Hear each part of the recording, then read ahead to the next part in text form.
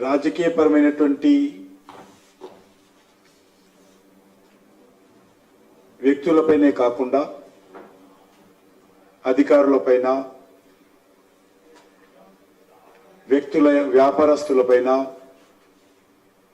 వ్యాపారస్తుల వ్యక్తిగత జీవితాలకు సంబంధించినటువంటి కార్యక్రమాలపైన ఫోన్ ట్యాపింగ్ చేసి పోలీస్ అధికారులు ఒక మాఫియాగా ఏర్పడి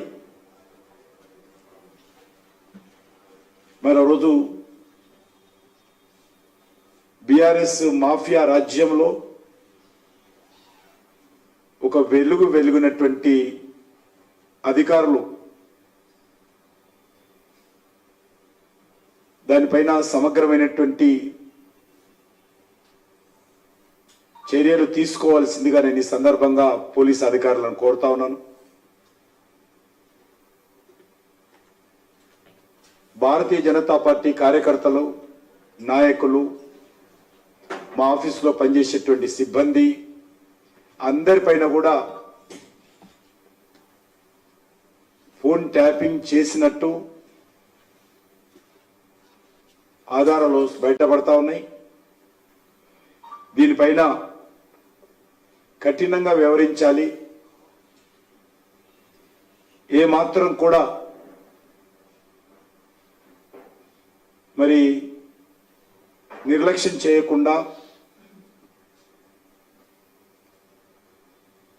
రాజ్యాంగం కల్పించినటువంటి పౌరుల ప్రాథమిక హక్కులు భంగం కలిగే విధంగా వ్యవహారం చేశారు. దేశ భద్రత కావచ్చు, ఉగ్రవాద యాంగిల్లో కావచ్చు, ఆ రకమైనటువంటి దాంట్లోనే ఫోన్ ట్యాపింగ్ చేయడానికి అవకాశం ఉంది. అది కూడా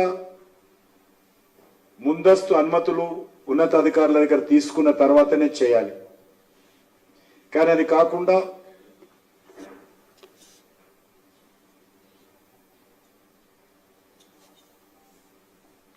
అవినీతితో ఈ యొక్క కుంభకోణాలకు పాల్పడము, వ్యక్తుల నుంచి బ్లాక్మెయిల్ చేసి కోట్ల రూపాయలు వసూలు చేయడం కోసము ఫోన్ ట్యాపింగ్ చేయడము చాలా దుర్మార్గము.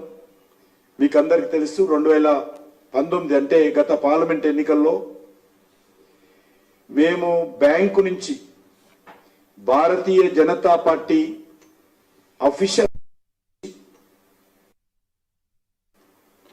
మేము డబ్బు డ్రా చేసుకొని, వైట్ మనీ బ్యాంకులో డ్రా చేసుకొని నారాయణగూడ నుంచి స్టేట్ బీజేపీ ఆఫీస్కు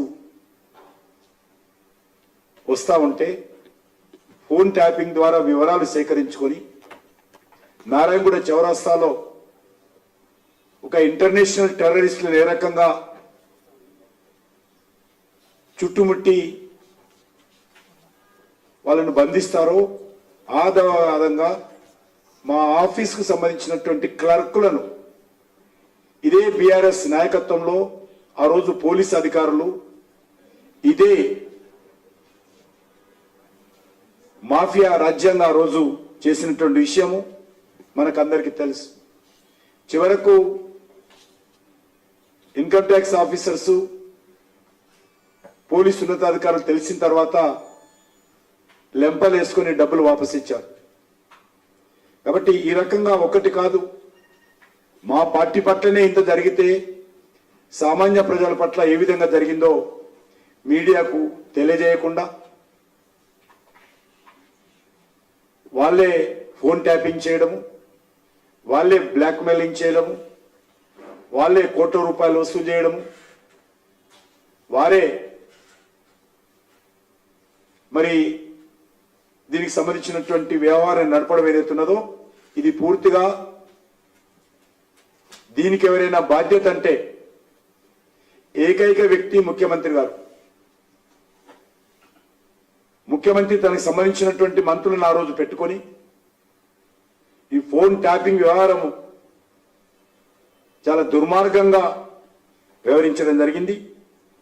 దీనిపైన ఉన్నత స్థాయి దర్యాప్తు జరపాలి, న్యాయ విచారణ జరపాలని నేను ఈ సందర్భంగా డిమాండ్ చేస్తా ఉన్నాను.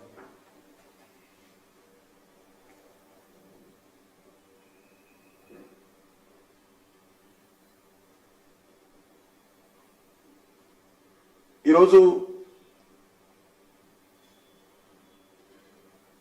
బీఆర్ఎస్ పార్టీ వర్కింగ్ ప్రెసిడెంట్ ఇంకొన్నడో లేదో నాకు తెలియదేనా, బీఆర్ఎస్ పార్టీ వర్కింగ్ ప్రెసిడెంట్ మాట్లాడుతూ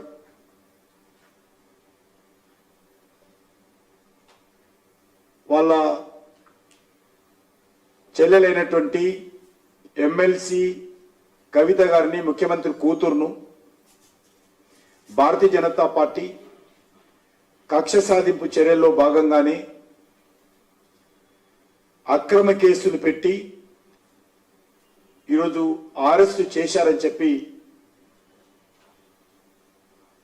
వారు మాట్లాడారు.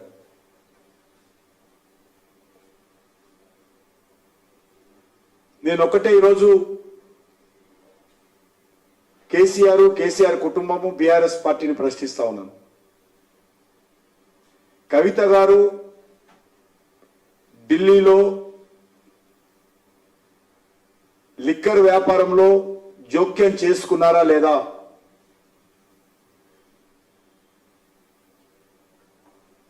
కొంతమంది వ్యక్తులతో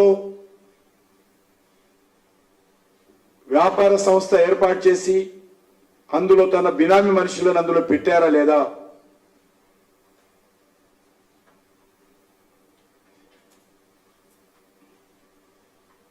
పూర్తిగా ఆ వ్యాపార సంస్థ తన కనుసైగలు నడిపిస్తూ ఢిల్లీలోని ఆప్ ప్రభుత్వంతో చర్చలు మంతనాలు జరిపారా లేదా?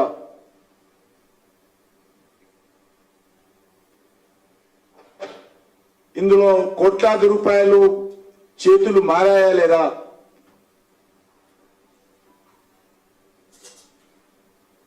ఈ విషయం పైన కేసీఆర్ గారు స్పందించాల్సిందిగా నేను కోరుతా ఉన్నాను. మరొకసారి మనవి చేస్తా ఉన్నాను తెలంగాణ ప్రజానీకానికి, భారతీయ జనతా పార్టీకి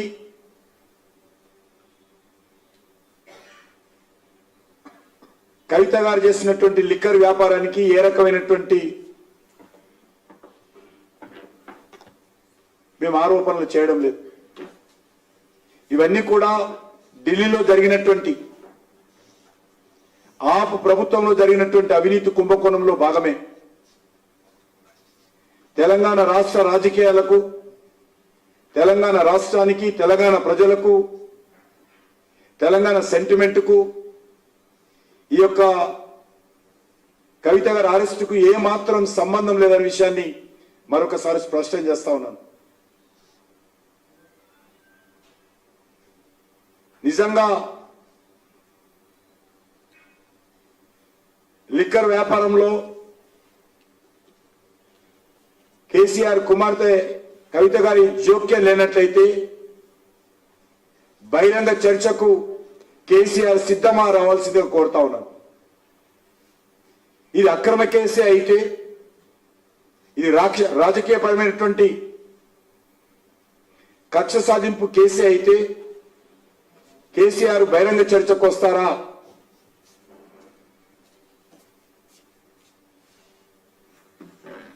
బీఆర్ఎస్ హయాంలో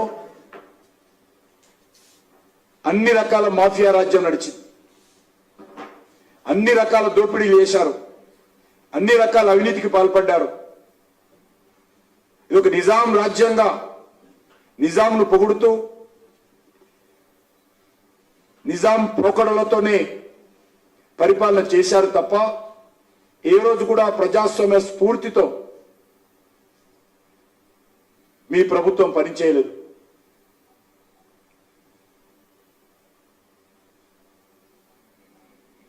కాబట్టి మీ ఆలోచన ఇంకా ఈ యొక్క అధికారం ఏదైతున్నదో ఇంకా అధికారంలో ఉన్నట్టే వాళ్ళు భావిస్తా ఉన్నారు.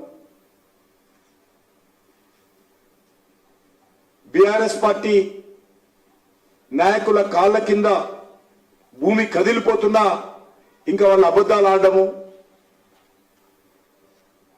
ఆరోపణలు చేయడము మానలేదు. బీఆర్ఎస్ పార్టీకి, కేసీఆర్ కుటుంబానికి అబద్ధాలు ఆడడంలో వాళ్ళని మించినటువంటి వాళ్ళు లేరు. అబద్ధాలతోటే వాళ్ళ రాజకీయాలు నడిపించారు. ప్రజలను మభ్యపెట్టడమే, ప్రజలను మభ్యపెట్టే మాటలతోటే వాళ్ళు 10 సంవత్సరాలు పరిపాలన చేశారు.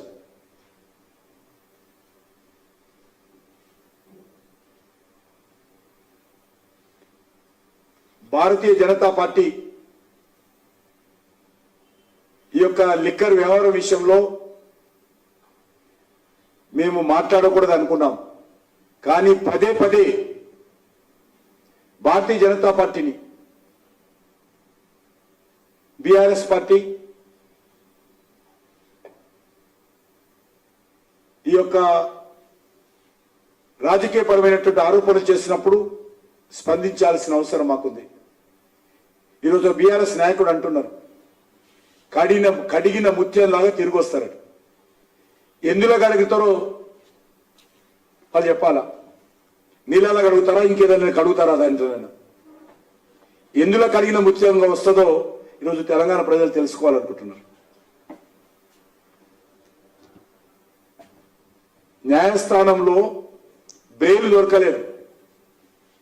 మొత్తం సాక్ష్యాలన్నీ చూసిన తర్వాత ఈడీ అనేక వివరాలు న్యాయస్థానం ముందు పెట్టిన తర్వాత అనేక రకాలుగా కవిత గారి న్యాయవాదులు వాదించినప్పటికీ కూడా బెయిల్ రాలేదు. మరి ఏ రకంగా కడిగిన ముత్యమో మాకు అయితే అర్థం కావడం లేదు.